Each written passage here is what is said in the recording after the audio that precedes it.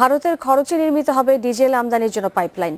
ভারতের রাষ্ট্রীয় প্রতিষ্ঠান ভারত পেট্রোলিয়াম কর্পোরেশন বিপিসিএল এর খরচ বহন করবে। পাইপলাইন হলে ভারতের নুমালীগড় থেকে বাংলাদেশের দিনাজপুর পর্যন্ত সরাসরি ডিজেল আমদানি করা সম্ভব হবে বলে জানিয়েছেন বিদ্যুৎ এবং জ্বালানি প্রতিমন্ত্রী নসরুল হামিদ। প্রধানমন্ত্রীর ভারত সফরে এই বিষয়ে সমঝোতা চুক্তি সই হবার কথা রয়েছে।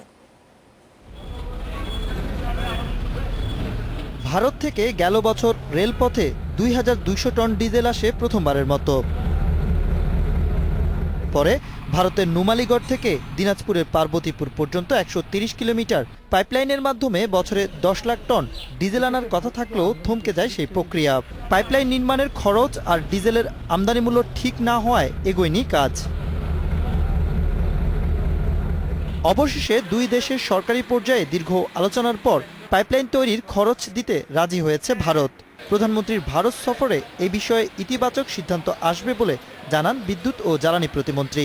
নুমালীগড় থেকে যে পাইপলাইনের মাধ্যমে তেল আসবে সেটার একটা সমঝোতা স্মারক যেন হয় নুমালীগড়ের রিফাইনারির সাথে। এই বিষয়টা বেশ আগের পেন্ডিংয়ের, আমরা এটা নেগোসিয়েশন হচ্ছিল।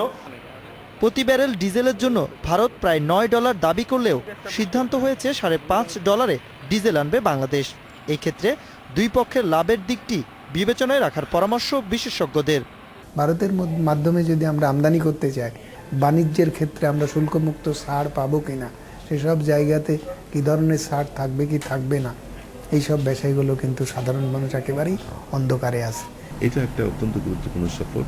যে কাজটা শুরু হয়েছিল ২০১০ সাল থেকে, সেই প্রক্রিয়াটাকে আরও জোরালো করার জন্য এবং ভবিষ্যতের ক্রস বর্ডার যে প্রকল্পগুলো আসবে যেখানে বাংলাদেশ বেনিফিটেড হবে। উত্তরবঙ্গে ১৬ জেলায় বছরে ১০ লাখ টনের বেশি ডিজেলের চাহিদা রয়েছে। বিপিসির কর্মকর্তারা বলছেন, পাইপলাইনের মাধ্যমে ভারত থেকে সরাসরি ডিজেল আনা গেলে খরচ অনেকটাই কমে আসবে। Ashraf Alam, independent news, Dhaka.